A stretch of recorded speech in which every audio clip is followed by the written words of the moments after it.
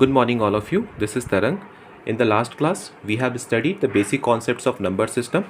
Okay, like natural numbers, whole numbers, rational numbers, integers, and the new topic was irrational number. What do you mean by irrational? Non-terminating, non-repeating numbers are irrationals. For example, like root 2, root 3, all the numbers having roots, okay, are irrational numbers except the perfect square numbers, perfect cube numbers. Okay, these are irrational numbers. तो हम लोगों ने पढ़ा rational number का terminating का decimal form दो तरीके का होता है. ठीक है, पहले हम लोग इसी से क्वेश्चन देखने वाले हैं. तो एक होता है टर्मिनेटिंग, लाइक जैसे लिखा हुआ है 4/5 तो ये टर्मिनेट करेगा, और अगर मान लो लिखा हुआ है 4/3 तो ये रिपीट करेगा. तो क्वेश्चन कैसे आएगा? तो क्वेश्चन होगा एक्सप्रेस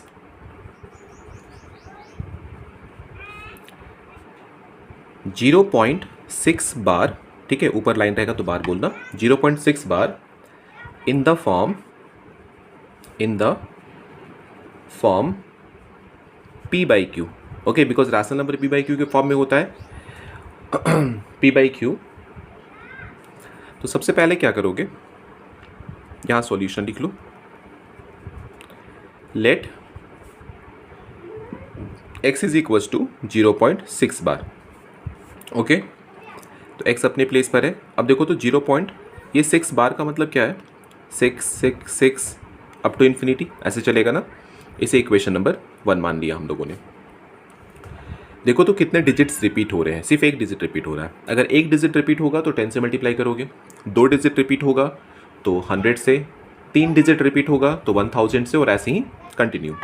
तो आप करने क्या वाले हो, इक्वेशन 1 को मल्टीप्लाई कर रहे हो 10 से. तो जब भी इक्वेशन को मल्टीप्लाई किया जाता है ना, तो जो काम करोगे लेफ्ट में वही राइट में. तो जब x को 10 से मल्टीप्लाई करोगे तो ये हो जाएगा 10x, और राइट साइड जब इस नंबर को 10 से मल्टीप्लाई करोगे तो जस्ट ये डेसिमल शिफ्ट होगा, तो ये हो जाएगा 6.666 अप टू इन्फिनिटी. ये बन गया इक्वेशन नंबर 2. ओके, अब देखो दोनों इक्वेशन में जो डेसिमल के बाद का चीज़ है ना वो बिल्कुल बराबर है, क्योंकि डेसिमल के बाद तो इन्फाइनाइट नंबर्स था तो हम लोग कितना भी लिख सकते हैं. अब करना क्या है, सेकंड इक्वेशन में से, चूँकि सेकंड बड़ा है, फर्स्ट को माइनस करो. तो जब भी इक्वेशन माइनस किया जाता है ना तो LHS के साथ LHS और RHS के साथ ही RHS ऑपरेट होता है. तो इधर क्या है 10x और इधर क्या है x. तो 10x में से x मतलब 1x माइनस करोगे तो आ जाएगा 9x. इस साइड में देखो डेसिमल के बाद तो सब खत्म, 6 - 0 6. ओके, तो x का वैल्यू आ गया 6/9. काटना चाहो तो काट सकते हो. तो 3 से कट रहा है ये, 3 2 जा 6 और 3 3 जा 9. तो x क्या आ गया, 2/3 आ गया. x क्या हम लोगों ने एज्यूम किया हुआ था, 0.6 बार को ही x मान के चला था हम लोगों ने. तो 0.6 bar is equals to 2/3. Clear है? तो ऐसा ही और एक क्वेश्चन लेते हैं, लेकिन थोड़ा सा डिफरेंट. तो नेक्स्ट क्वेश्चन हम लोगों ने लिया हुआ है 2.345, और इस पर यह देखना 4/5 के ऊपर बार है. मतलब अगर इसका रिपीटिंग फॉर्म देखोगे ना तो ये कुछ ऐसा होगा, ये होगा 2.345 4/5 4/5 एंड सो ऑन. ओके, तो करना क्या है, सबसे पहले x इज इक्वल्स टू 2.345 और 4/5 के ऊपर हम लोगों ने बार लगा लिया. ठीक है, this implies x is equals to, ये क्या हो गया 2.3. अच्छा, इससे पहले ही क्या करो, कोशिश ये करना है कि आपको इक्वेशन 1 उसी को एज्यूम करना है, या प्रोसेस जो ये हम लोग ये माइनस करने वाला प्रोसेस यूज़ किए ना, ये तभी यूज़ करोगे ना जब डेसिमल के बाद जो डिजिट है ना उसके ऊपर बार होना चाहिए. तो देखो तो यहाँ पे डेसिमल के बाद 3 है जिसके ऊपर बार नहीं है. तो ऐसा करते हैं ना हम लोग, 10 से मल्टीप्लाई करके इसको हटा लें. तो अगर 10 से मल्टीप्लाई करोगे तो यहाँ हो जाएगा 10x, और ये बन जाएगा 23.45 बार. ठीक है, तो इससे क्या फ़ायदा होगा कि डेसिमल के बाद जो डिजिट है ना सब रिपीट हो रहा है. ओके, तो 10x को छोड़ दो, और इसका मतलब है 23.45 and so on. Now this is equation number 1. Okay, अब देखो 2 डिजिट रिपीट हो रहा है तो 100 से मल्टीप्लाई करना है. तो इक्वेशन 1 को आप मल्टीप्लाई करने वाले हो 100 से. तो लेफ्ट साइड में तो पहले से 10 था ना, तो 100 से मल्टीप्लाई किया हम लोगों ने, तो ये हो गया 1000. और इधर जैसे ही 100 से मल्टीप्लाई करोगे डेसिमल यहाँ से यहाँ पहुँच जाएगा, तो हो जाएगा 2345.454545 and so on. Now this is equation number 2. Similar process second equation में 1 को माइनस करो, तो LHS के साथ 10,000 में इस बार 10 माइनस करना है, तो कितना बचेगा 990x. अब राइट साइड में डेसिमल के बाद सब खत्म. ओके, तो ये नंबर में ये माइनस करो, तो 5 माइनस 3 इज 2. 4 में से 2 माइनस करोगे 2 बचेगा, उसके बाद 3 एंड 2. ओके, तो x क्या आ गया 2322/990. अगर कटता है तो ठीक है, नहीं तो ये आंसर हो जाएगा. कट रहा है क्या, तो ये 3 से कट रहा है, 2 से भी कट रहा है, मतलब 6 से कट जाएगा. ठीक है, जैसे ही कैंसिल करोगे आंसर आ जाएगा.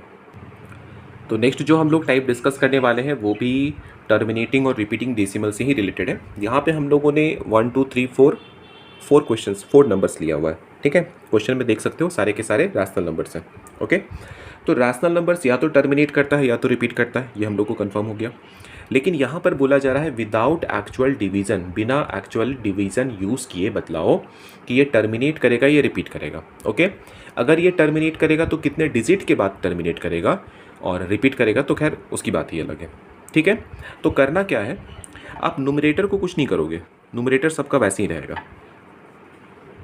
ओके, 9 और यहाँ पर है 7. आप डिनोमिनेटर को फैक्टराइज करोगे. कौन सा फैक्टराइजेशन यूज़ करना है, प्राइम फैक्टराइजेशन. ओके, तो 8 का मतलब हो जाएगा 2 इंटू 2 इंटू 2.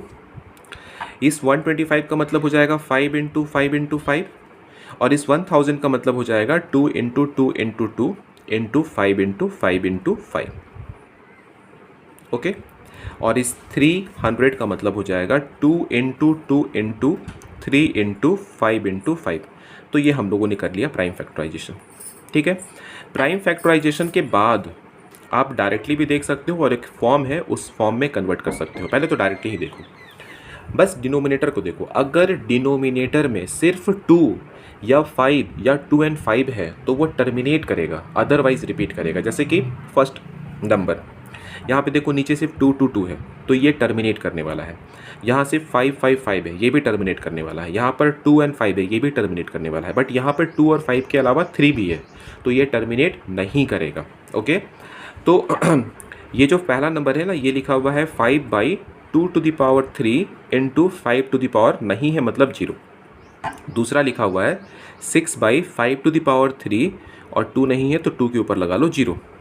नेक्स्ट है 1/2⁻³ इंटू 5⁻3. बट लास्ट वाले में 2⁻2 और 5⁻2 तो है, इसके बाद 3⁻1 भी है.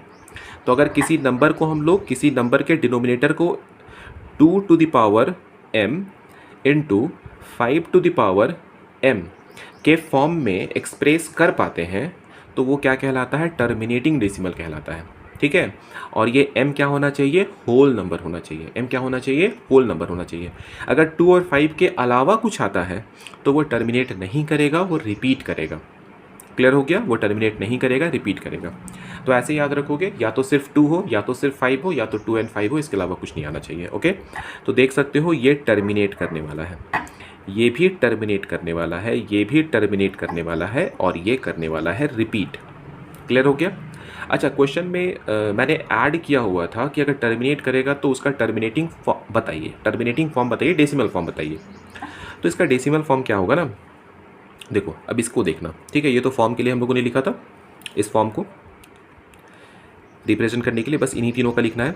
देखो, तो नीचे 2 2 2 आपको बनाना है पेयर 2 एंड 5 का.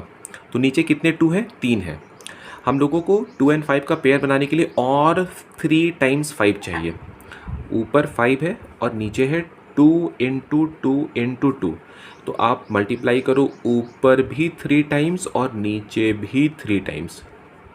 ओके, तो ऊपर हो जाएगा 625 और नीचे हो जाएगा 2 5 जा 10, 2 5 जा 10, 2 5 जा 10, मतलब 1000. तो इसका डेसिमल फॉर्म हो जाएगा 0.625. ओके, अब इसमें देखो सेकंड वाले में 5 5 5, तो कितनी बार 2 चाहिए हम लोग को, 3 बार चाहिए. तो ये हो जाएगा 6 into two into two into two और नीचे अरेंज करके लिखोगे तो 2 इंटू 5, 2 इंटू 5, 2 इंटू 5, तो हो गया ऊपर 2 टू जा 4 टू जा 8, 8 6 जा 48 और नीचे है 1000, तो ये हो जाएगा 0.048। ओके, अगर थर्ड वाले को देखो, थर्ड वाले को, तो थर्ड में क्या है, थर्ड में तो ऑलरेडी 2 और 5 का सारा पेयर पॉसिबल है, तो 9/1000, तो ये हो जाएगा 0.009। ओके, तो यहाँ हम लोगों ने सीखा कि कैसे बिना डिवीज़न यूज़ किए हम लोग नंबर्स को देख करके, रैशनल नंबर्स को देख करके बतला सकते हैं कि वो रिपीट करेगा या टर्मिनेट करेगा। ओके, तो आज के क्लास में बस इतना ही। नेक्स्ट क्लास में हम लोग प्योर इरैशनल नंबर के बारे में स्टडी करने वाले हैं। ओके, तो आज के लिए बस इतना ही। Thank you.